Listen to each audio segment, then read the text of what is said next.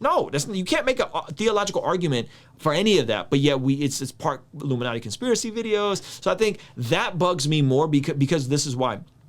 Instead of the church empowering, shepherding, who have a legitimate shot at going and infiltrating the music industry and not watering down the messaging once they get more popping, and you are so limited in your thinking that you're telling them that they can't do it because Satan runs the music industry. Ruslan. Do Christians take Satan seriously? It seems that we only see Christianity through a solely logical lens when dealing with problems. It depends on what kind of Christians, right? So like my brothers, Isaiah Saldivar and the folks that do deliverance ministry, I think they take them very seriously. And then there's other folks that don't take them seriously. And then there's other folks that make everything about Satan and think Satan controls everything. And they take Satan a little too seriously, in my opinion. Satan's not all powerful, not all knowing, not all present. He's not nowhere near equivalent with God. So I think so it just depends on what kind of Christian you're talking about. Are there principalities in the air, as Ephesians tells us? Absolutely. Is Satan all powerful, all knowing, all present? Absolutely not. And I think when you start giving him that kind of credit, when you start saying Satan runs the music industry, like based on what? Based on one verse in what is it? Ezekiel about timbers and instruments. So you then take that form of theology that Satan was a worship leader in heaven, and then you take that and you build and you say that now he runs all music, and now everybody in music is under the dominion of Satan, and you shouldn't it's nonsense. You're just making stuff up. Literally, that's not. No. You can't make a theological argument for any of that, but yet it's part Illuminati conspiracy videos. So I think that bugs me more because this is why. Instead of the church empowering, shepherding, brothers like Isaac Mather, who's here, brothers like Bats, brothers like Nick D, who have a legitimate shot at going and infiltrating the music industry and not watering down the messaging once they get more popping. Like you guys' critique of the Lecrae's or whoever's, they watered it down. Okay, well, let's do better with the next generation, right? And let's love them, care for them, and empower them to do that, so that we could have more people that are unapologetic about faith in the limelight, living it. Meaning that a lot of you guys are like, well, Justin has a song called Peaches, so that invalidates his testimony. Okay, I understand. I don't like Peaches. Chance the Rapper still talks about smoking weed. I understand. I don't like Chance the Rapper talking about weed. I wish he didn't talk about smoking weed. Kanye is bipolar. Okay, man, I wish Kanye took his meds or whatever. I don't know, right? So you guys all these shots at those guys who have had these radical conversion experiences. They're not perfect. But then there's a generation of artists trying to rise up to go and infiltrate the market, the highways and byways of the entertainment industry, and you are so limited in your thinking that you're telling them that they can't do it because Satan runs the music industry. It's nonsense.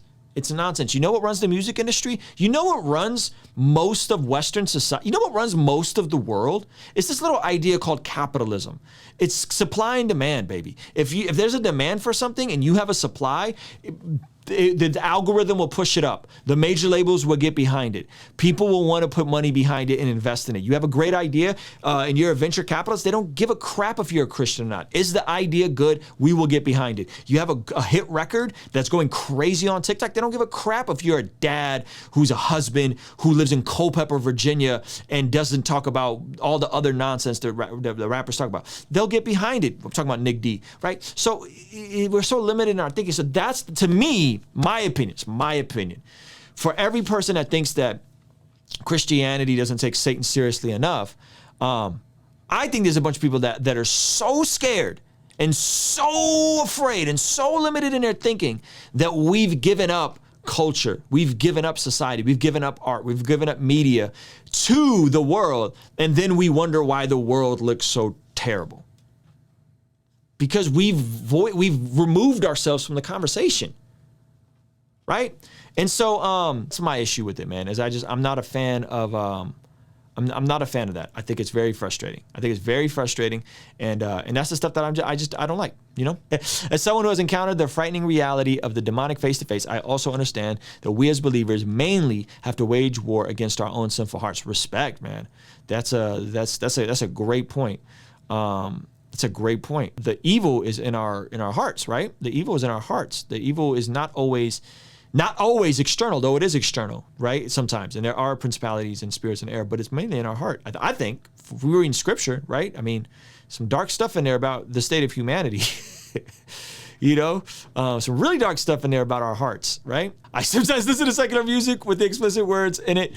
Thank you for being transparent, Baptist, with the secular explicit words in order to hear the artist fully. Do you think it's detrimental? It depends on the person, man. It depends on the person. I think this is one of those, like, what is your conscience telling you? Is it affecting you differently? I'll give you guys some examples. I can't listen to like explicit R&B music on my own. I can't listen to female rappers talk about being sex objects or making love to their man, even if it's like, well, I'm rapping about a monogamous relationship, right? Like, let's just say, I think like Nicki Minaj or Cardi B is married and they're rapping about their husbands. I can't listen to that. I've never heard WAP. I'm not listening to that. And thank you for the super chat, by the way. So I'm not participating in that. Now, there was a time when I was single where I couldn't listen to love songs. And then I got married and I could listen to love songs, secular love songs, like a song by Prince. Me and my wife could listen to that together on a drive, right? Different effect, different, you know, or like Music Soul Child is mad different than WAP. Right, listen to Music Soul Child. It's wildly different than that. So I think it depends. Is the music causing you to sin? There are certain people, and I know you guys are gonna think, yeah, Kendrick, different, right? There's certain people that I know that like used to listen to Young Jeezy in the gym or listen to like violent music in the gym, and it made their gym workouts better because they like snapped into like this warrior mode. I'm not listening to that, right? But they were Christians and they swore up and down that, you know, and I don't know how violent Jeezy's music is. I just never cared for it. But they would be like, yeah, it gets me pumping the gym. So I think it depends on what is it doing to you. And also depends on, are you enabling and contributing to it, right? What machine, what beast are you feeding when you're contributing to it? That's another thing. It's like, there's just certain things like I don't watch Vlad TV, right? Because I don't want to contribute to that machine. I've not clicked on a Vlad TV video in over a year. And if I do, it's literally a clip that's floating around Twitter and Instagram. I can't do certain things because I don't want to enable the machine around it, right? So hopefully that's helpful. Why do Christians make non-essentials to be essentials, and how should Christians go about discussing that issue with those who do that? I don't know why Christians do that. I think it's because of the fundamentalistic tendencies of Christians to want certainty for everything and want to have an answer for everything. And again, I just think that is so intellectually dishonest. And as you meet people who are really experts in this thing, like really sit down and listen to like Tim Mackey from the Bible Project, like people that got like PhDs related to Greek and Hebrew, or Dr. Michael Brown or Soteriology 101, people that operate on scholarship, they're so humble with how they talk about their non-essentials of the faith and how much grace they give people about the non-essentials of the faith. I think that bias that we have, man, we just want to act like we know everything. And a lot of folks get saved and just have their experts overnight. I think it's some of that, and then they get promoted and get platformed, and then they never really, you know, they don't really have the scholarly. And then there are like those outliers, like a Dr. James White, who really is a fundamentalist and he's educated. My experience, folks that really are coming from an expert field in the faith, who operate at a level, you know, from really credible universities, usually are some of the most humble and relaxed to some of these other things, yet they're firm on the essentials. King's Dream Entertainment. Ruslan.